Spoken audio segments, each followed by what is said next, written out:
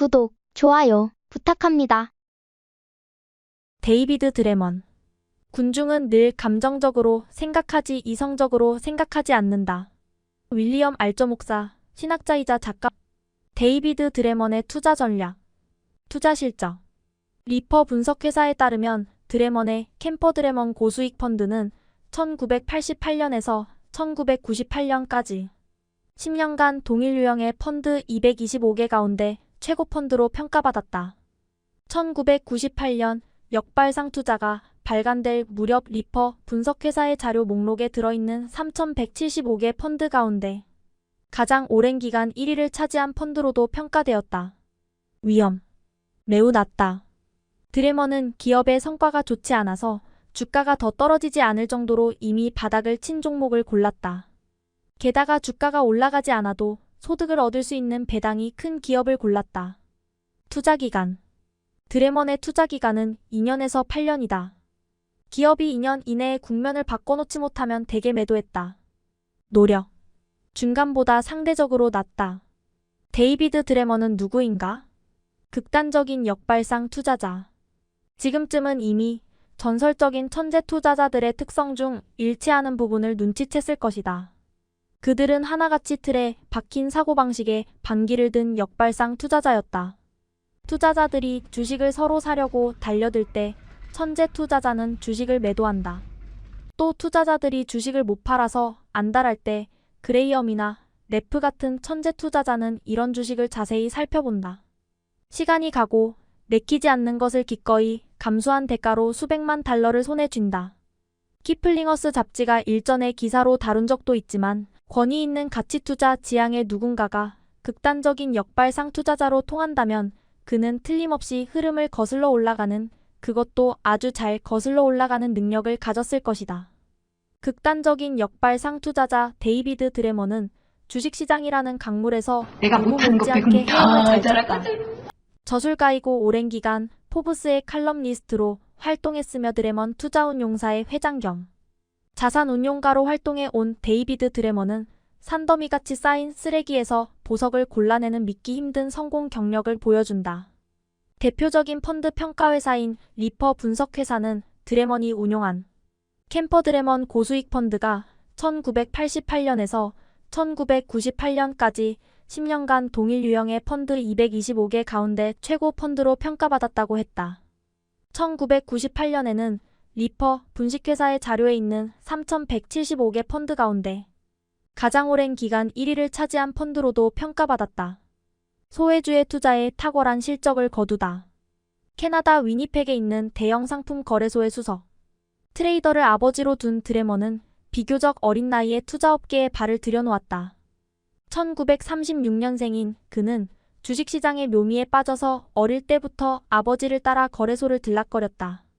드레먼 밸류 매니지먼트 홈페이지를 보면 드레먼은 거래소에 갈 때마다 시시각각 돌아가는 시장의 역동성과 거기에 대응하는 트레이더들의 상호작용을 제대로 느낄 수 있었다고 한다. 드레먼은 매니토바 대학을 졸업하고 얼마 후 아버지가 일하던 회사의 증권 분석가로 첫 직장 생활을 시작한다. 나중에 뉴욕에 있는 로셔 피어스 레프네스 증권회사에서 리서치 팀장으로 일하고 J&W 셀리그먼에서 투자 담당 임원으로 일한다. 1977년에 드레먼은 자신의 회사를 설립한다. 곧이어 이제껏 시장에서 소외받던 이른바 소외주와 위기에 처한 종목을 골라 투자해 탁월한 실적을 거두면서 주목받게 된다. 그는 이러한 종목을 사들였다가 적정 가격에 도달했을 때 팔았다. 2000년 투자자들이 대형 소송에 휘말린 담배회사 알트리아 필립 모리스 전신을 투매할 때 드레먼은 이 주식을 매수했다. 몇 년 후 타이코가 CEO 교체 파동으로 고전할 때 역시 이 회사 주식을 매수하기도 했다. 이처럼 곤란을 겪고 있지만 실질 가치가 높은 회사에 투자하는 그의 투자법은 인기는 없었지만 막대한 시세 차익을 거둘 수 있었다. 체육 시간에 아무도 데려가려고 하지 않는 풋내기로 구성된 팀이 쟁쟁한 팀을 하나둘 물리치는 격이었다. 데이비드 드레먼의 철학. 심리학과 투자가 만난 역발상 투자 전략. 200억 달러 자산을 운용하는 드레먼은 역발상 투자자라는 명성을 얻었다. 역발상이라는 단어를 자신의 투자서 역발상 투자에도 썼으며 요트 이름도 역발상으로 붙였다. 천성적으로 반항적인 기질이 약간 있었지만 드레먼이 이처럼 흐름에 역행하는 투자법을 택한 데는 나름대로 구체적인 이유가 있었다. 드레먼과 다른 천재 투자자들의 가장 큰 차이점은 드레먼이 투자 심리를 이걸 왜 공부했다는 나만 점이다. 모르고 있지? 드레먼은 1977년 심리와 주식시장이라는 책을 냈다. 투자에 관한 실행 가능하고 검증된 전략이 나와 있고 투자자가 실패하는 심리적인 이유를 설명했기 때문에 특히 더 읽어볼 만한 가치가 있다. 드레먼은 시장을 이기는데 투자자가 사용할 수 있는 간단하고 검증된 전략이 있지만 투자자 대다수는 이러한 전략을 제대로 따라하거나 지키지 못한다고 한다. 그 이유는 무엇일까? 드레먼은 시장을 이길 수 있는 간단한 전략조차 대다수 투자자가 그대로 따라하지 못하는 가장 큰 이유는 과민 반응 때문이라고 말한다. 예를 들어 신문에서 읽었거나 TV 혹은 친구, 직장 동료로부터 소위 인기주 관련 내용을 듣게 되면 투자자는 하나같이 그 주식에 지나치게 비싼 값을 매긴다. 또 주가가 하락하고 기업을 둘러싼 부정적인 내용이 신문 기사를 장식하고 업종의 장래가 암울하다는 이야기가 들리면 그 종목은 소외주라고 해서 주가가 더 떨어진다. 그리고 한번 이렇게 인기주라고 소문이 나면 지나치게 과대평가되고 한번 소외주라는 이야기가 나오면 주가가 더 떨어지는 경향이 나타나 극단으로 치우치게 된다. 드레먼은 투자자들의 이러한 행태를 보면서 시장이 뉴스에 반응한다는 것을 알았다. 이렇게 쏟아져 나오는 뉴스에는 기대치를 넘거나 기대에 못 미치는 실적 발표가 있고 정부의 정책, 신제품 관련 소식 등이 있다. 이러한 뉴스는 제대로 실적을 예측하지 못하는 월가 애널리스트들에 의해 기름에 불을 붓는 격이 된다. 애널리스트들이 합의한 예측치가 4분기 연속 5% 범위 안에 들어갈 확률은 겨우 130분의 1이다. 5년 뒤 이익을 정확하게 예측할 확률보다는 뉴욕주 로또의 1등으로 당첨될 확률이 10배나 더 높다. 이후 별도의 표시가 없으면 드레먼 발언의 출처는 모두 역발상 투자이다. 과민하게 반응하는 투자자의 성향과 시장에 쏟아져 나오는 뉴스를 합쳐보면 드레먼이 왜 역발상 투자법을 그처럼 확신했는지 이해할 수 있다. 인기주는 뉴스에도 자주 나오고 가끔 지나치게 과대평가되기 때문에 긍정적인 뉴스가 나와도 주가를 많이 끌어올리지 못한다. 그러나 부정적인 뉴스가 나오면 주가에 큰 영향을 미칠 수 있다. 한편 이미 지나치게 과소평가된 소외주는 부정적인 뉴스가 나와도 더 떨어지지 않는다. 그러나 긍정적인 뉴스가 나오면 주가가 뛸 여지가 많다. 이와 더불어 드레먼은 뉴스의 효과가 한동안 계속된다는 것을 발견했다. 드레먼의 결론, 인기 없는 주식을 사라. 긍정적이든 부정적이든 뉴스는 늘 있게 마련이다. 인기를 가지고 있으면 부정적인 뉴스에는 사정없이 문매를 맞고 긍정적인 뉴스가 나와도 주가가 별로 오르지 않는다. 반면에 소외주를 가지고 있으면 부정적인 뉴스가 나와도 주가가 더 떨어지지 않는 반면 긍정적인 뉴스가 나오면 상당 좋은 성과를 거두게 된다. 언뜻 듣기에 논리적인 것 같다. 그러나 이런 개념을 알고 있어도 사람들은 이대로 하지 않는다. 지나치게 낙관적인 경향이 있기 때문이다. 사람들은 미래에 대해 비현실적일 정도로 낙관적이며 사건이 막상 일어난다고 해도 생각보다 훨씬 좋은 일 것이라고 낙관한다. 즉 사람은 비현실적일 정도로 자신을 긍정적으로 보며 상황을 통제하는 능력에도 비현실적일 정도로 신뢰를 가지고 있다. 예를 들어 정보를 많이 가지고 있으면 시장의 놀라운 소식을 피할 수 있을 것이라고 생각한다. 공부할 만한 가치가 있는 것은 무엇이든 공부했고 알아야 할 것은 모두 알고 있기 때문이다. 드레먼은 지나친 낙관론이 어떤 역할을 하는지 애널리스트들을 예로 들었다. 고공행진을 거듭하는 주식의 실적 발표가 증권가의 기대에 미치지 못하면 주가는 펠리컨이 물고기를 향해 내리꽂힐 때보다 더 빠른 속도로 떨어진다. 문제는 애널리스트들은 여전히 고공행진을 하는 주식을 추천한다는 것이다. 자신이 추천하는 종목에 대해 너무 잘 알고 있기 때문에 부정적인 사건이 일어날 가능성이 없다고 확신하기 때문이다. 그런 일은 다른 애널리스트에게나 일어나지 자기에게는 일어나지 않을 것이라고 믿는다. 하지만 시장의 예측 불가능성과 시장을 둘러싼 각종 사건을 감안하면 그에게 일어날 가능성도 높다.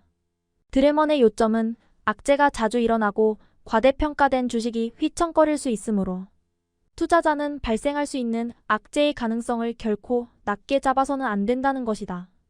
역발상 지표 4개를 이용해 인기 없는 종목을 골라라. 부정적인 내용 때문에 의기소침해지더라도 걱정 마라. 좋은 소식이 있다.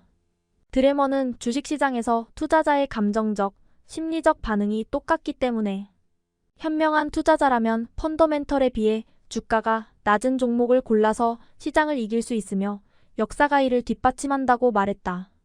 주가 수익률 PER, 현금 흐름, 장부가치, 배당률에 대한 주가로 측정했을 때 미래가 밝아 보인 종목의 수익은 최악을 기록한 반면 미래가 암울해 보인 종목은 가장 좋은 결과를 낳았다. 드래머는 방금 말한 4가지 기준으로 소외주를 골라냈다. 그리고 재무 상태가 튼튼한 종목을 골랐다. 기업이 안고 있는 문제 때문이 아니라 과민 반응이나 두려움 때문에 주가가 낮은 회사에 관심을 가졌다. 나머지 펀더멘털, 즉 자기자본이익률 ROE, 배당 수익률 등은 그 기업의 재무 상태가 튼튼한지 나타내주는 지표다. ROE 리턴 안 에쿼티, 기업의 자기자본에 대한 기간이익의 비율, 당기순이익 자기자본 곱하기 100 이익을 매출로 나눈 비율. 드래머는 자신의 역발상 투자 전략을 폭넓게 적용할 수 있을 것이라고 생각했다. 드래머는 포춘과 한 인터뷰에서 개별적으로 역발상 기업뿐 아니라 비슷한 상황에 처해 있는 업종에도 역발상 투자 전략을 적용할 수 있을 것이라고 말했다. 드래먼의 고수익 펀드와 다른 펀드의 차이점은 특정 섹터에 큰 분량을 할애한다는 점이고 또 앞으로도 그럴 것이라는 점입니다. 저는 한 종목만 대량 매수하지 않아요. 업종 전체가 위기에 처해 있고 아주 터무니없이 싼 가격으로 거래되는 것 같으면 동일 업종에 있는 여러 종목을 매수합니다. 예를 들어 1990년에 은행주는 말 그대로 폭락주나 마찬가지였는데 드래머는 이런 은행주를 사서 톡톡히 재미를 보았다. 이런 방법이야말로 개별 투자자가 노려볼 만한 전략이다. 비인기 업종을 골라 그 업종에 속한 종목을 몇 개 사라. 드래먼의 역발상 투자 전략에 따른 지표, 즉 저 PER, 저 PCR, 저 PDR 이 4가지 역발상 지표를 통해 가장 인기 없는 종목을 고르면 된다. PCR이란 프라이스 캐슈플로 레이시오, 주가 현금 흐름 비율, 현재 주가를 최근 회계 연도의 현금 흐름으로 나눈 비율.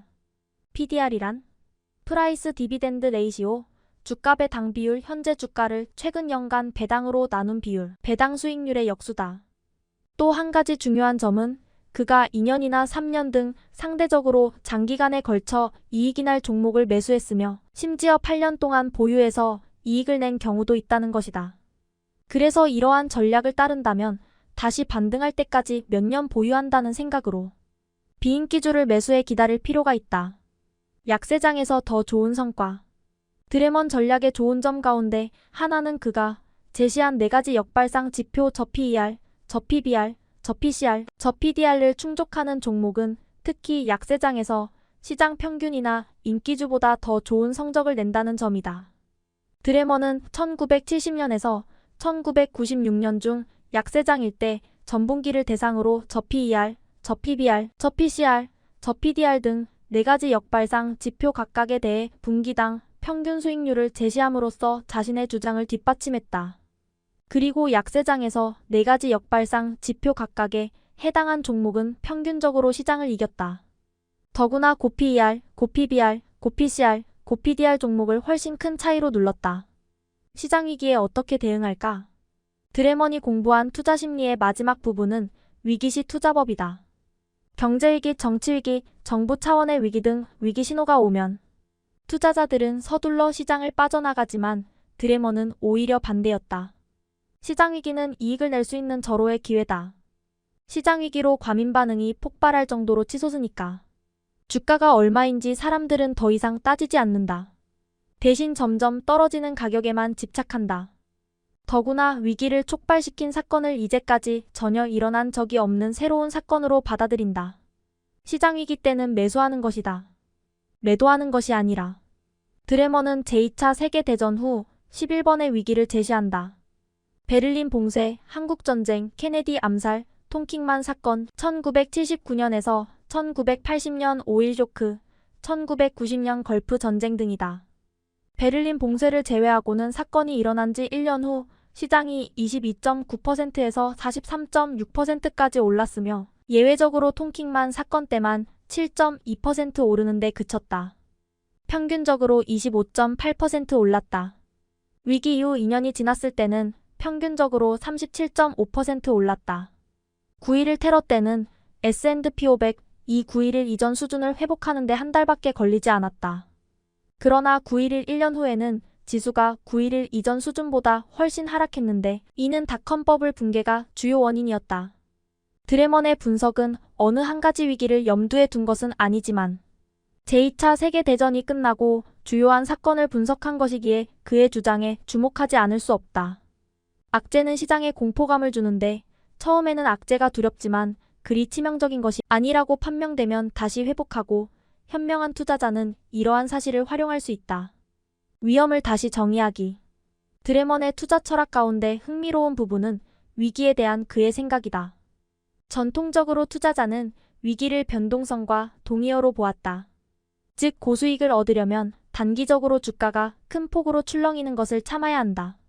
그러나 역발상 투자자 드레먼은 여기에 동의하지 않았다. 학계 주장과 달리 위기와 수익 사이에는 아무 상관관계가 없다. 이런 사실을 전부터 알고 있었다. 변동성이 높다고 수익이 좋은 것도 아니고 변동성이 낮다고 수익이 나쁜 것도 아니다. 장기적으로 위험과 수익 간에는 아무 관계가 없고 수익 실현과 위험 감소 사이에도 아무 관계가 없다는 연구 결과가 있다고 드레먼은 말한다. 변동성은 위험이 아니다.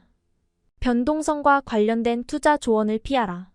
그럼 변동성이 위험이 아니라면 도대체 무엇이 위험인가? 드레먼에게 위험은 장기 투자 목적을 달성하지 못할 가능성이다. 이러한 목적 달성의 가장 큰 적은 인플레이션이다. 제2차 세계대전 후 사상 처음으로 투자 환경에 영원한 위험 하나가 출현했다. 치명적인 새로운 위험은 인플레이션이라 불린다. 이 바이러스에서 안전한 것은 아무것도 없으며 타격이 큰 것은 예금, 단기재정증권, 회사채, 기타 고정수입 투자 등이다. 드레먼이 강조하고자 하는 점은 이렇다. 투자자는 대개 단기재정증권을 무위험으로 간주한다.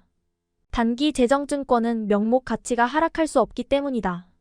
하지만 드레먼은 단기재정증권이나 채권은 인플레이션에 민감하기 때문에 사실은 매우 위험한 것이라고 보았다. 예를 들어 10년짜리 단기재정증권을 연 3% 금리로 샀는데 인플레이션이 연 2%가 된다면 만기의 실제 투자 가치는 예상한 것보다 훨씬 적어진다.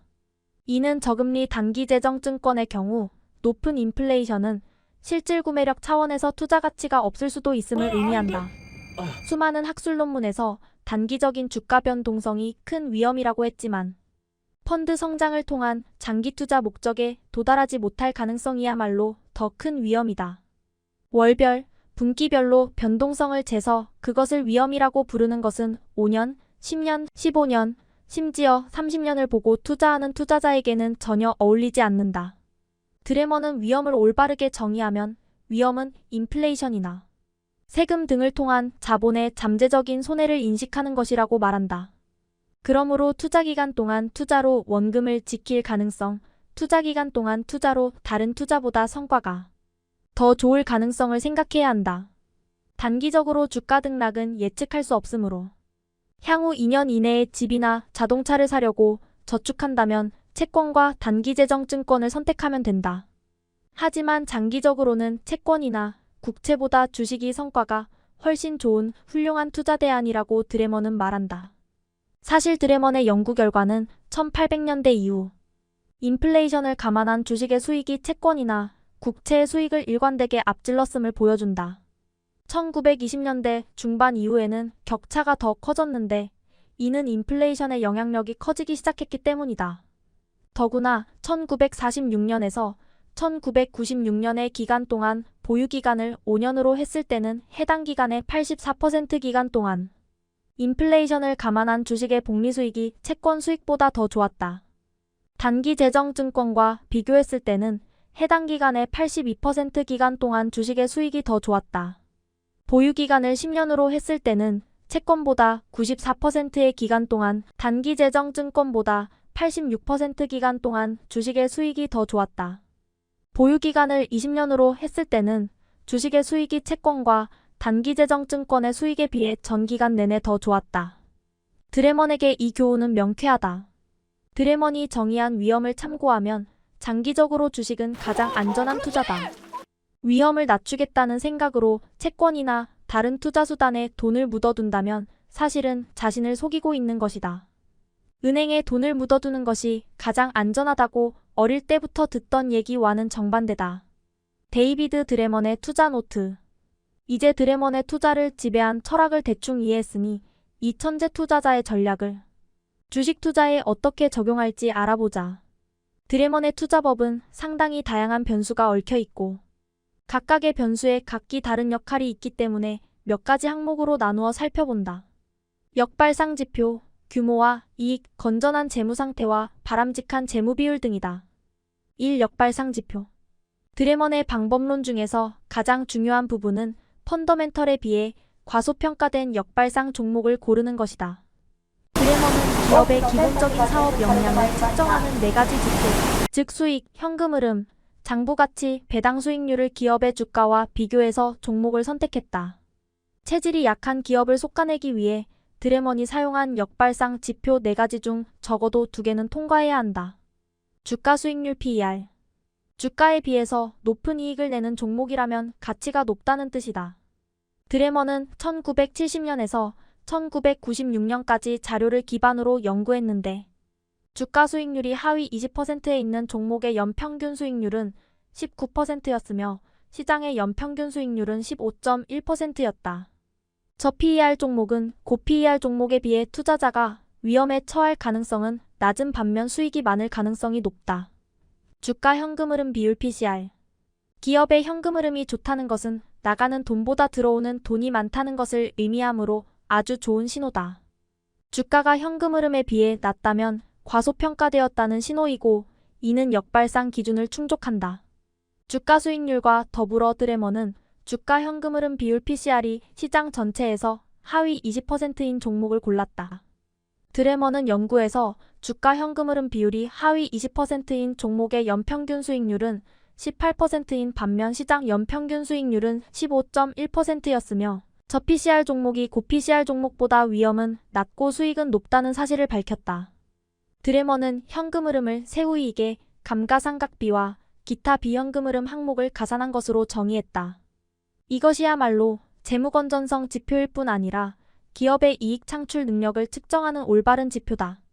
드레먼의 전략을 필자의 모델 포트폴리오에 적용함에 있어서 주가 현금 흐름의 비율은 불황기에 경기 순환주를 찾는데 특히 좋은 지표다.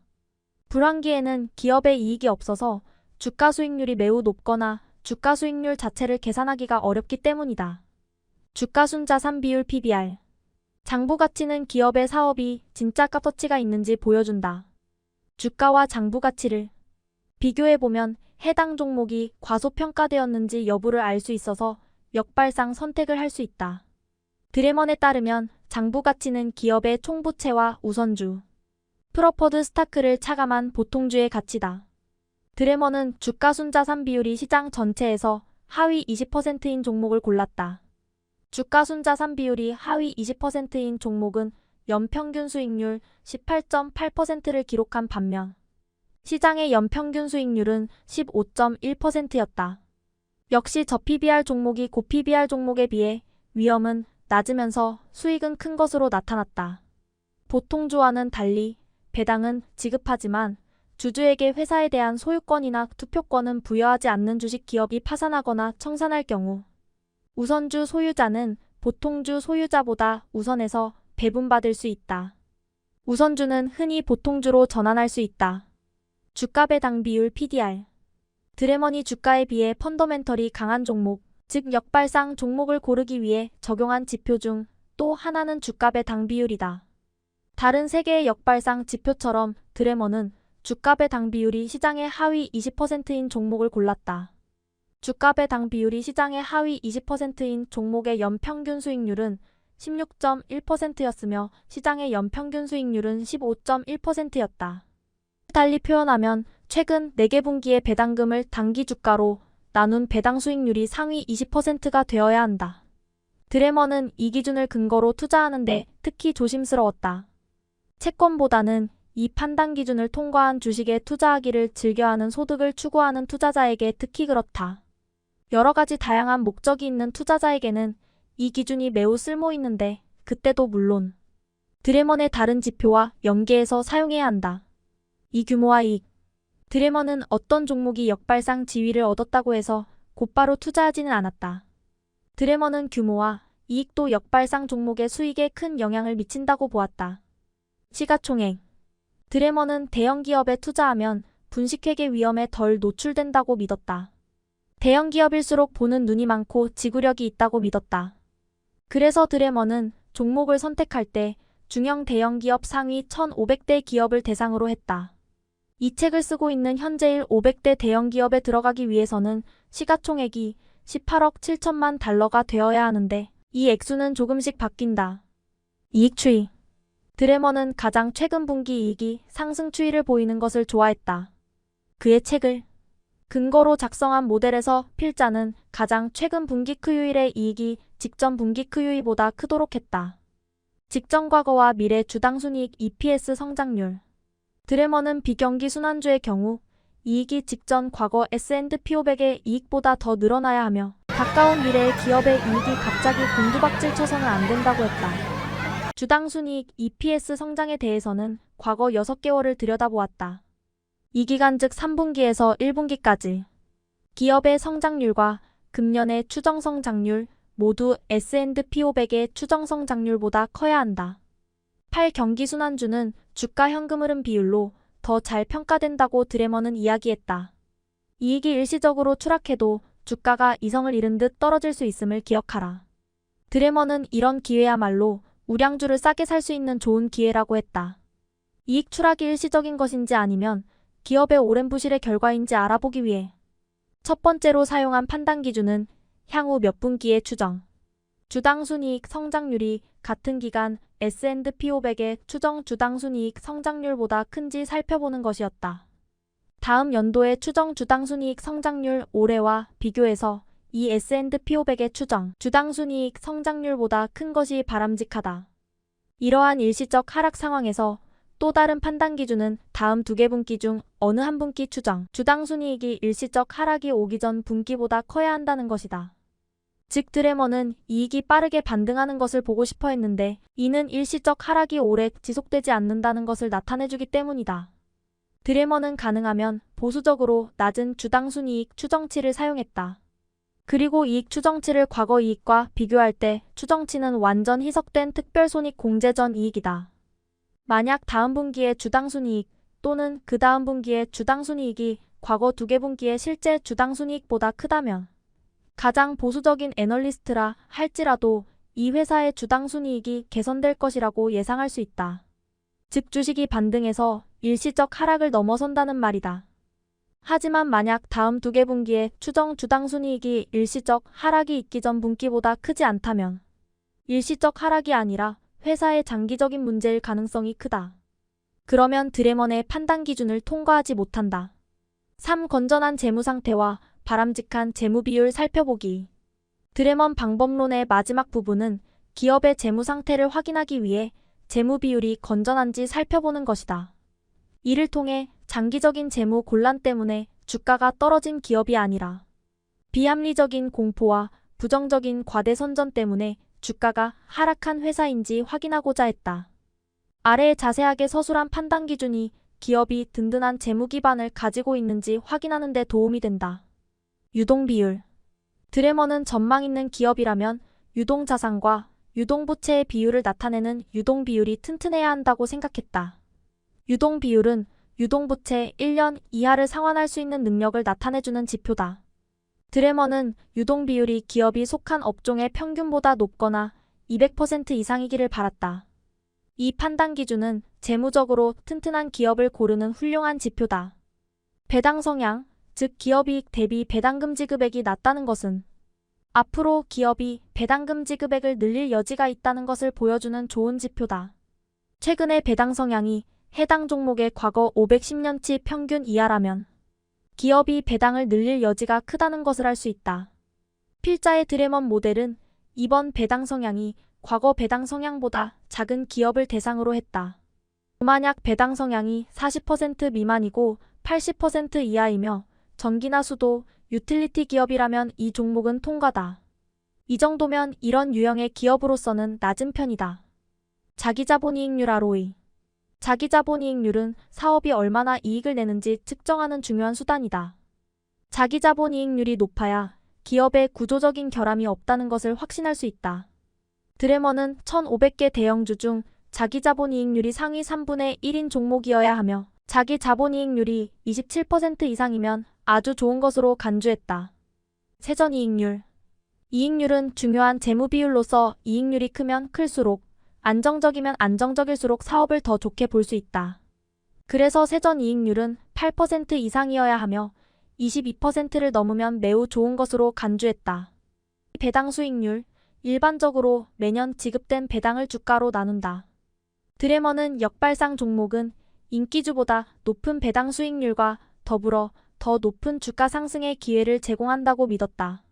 그래서 드레머는 배당 수익률이 평균 이상일 것, 늘어나는 경향을 보일 것 등을 원칙화했다.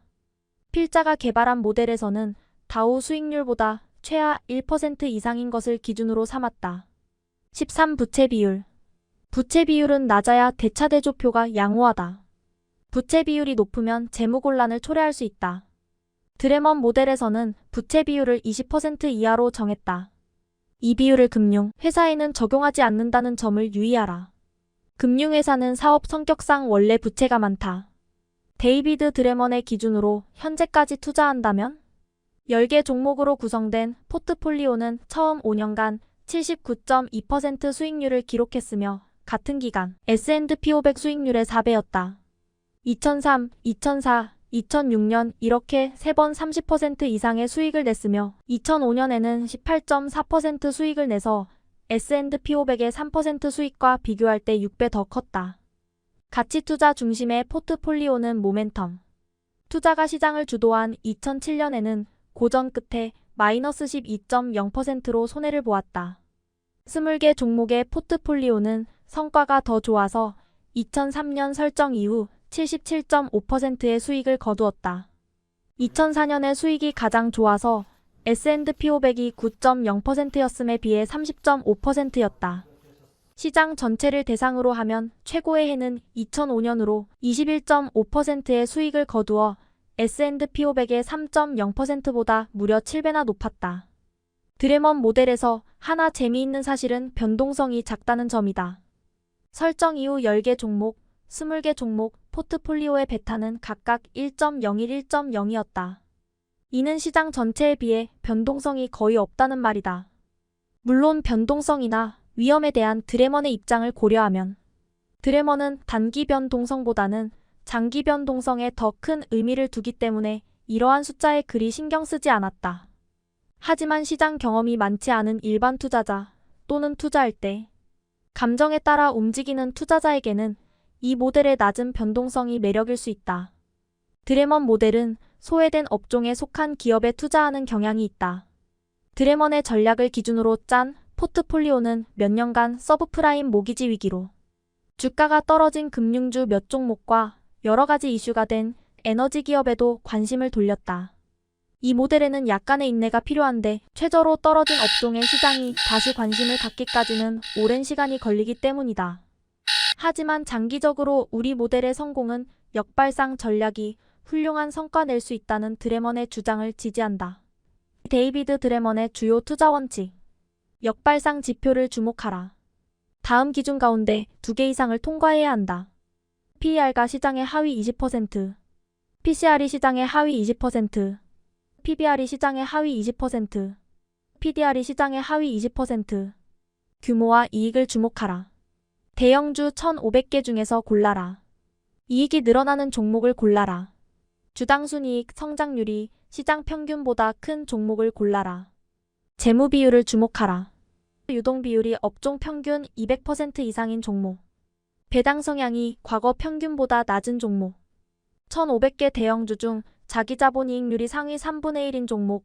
세전이익률이 8% 이상인 종목배 당 수익률이 다우 수익률보다 1% 이상 높은 종목. 마이너스 부채 비율이 20%를 넘지 않는 오케이, 종목. 거기까지.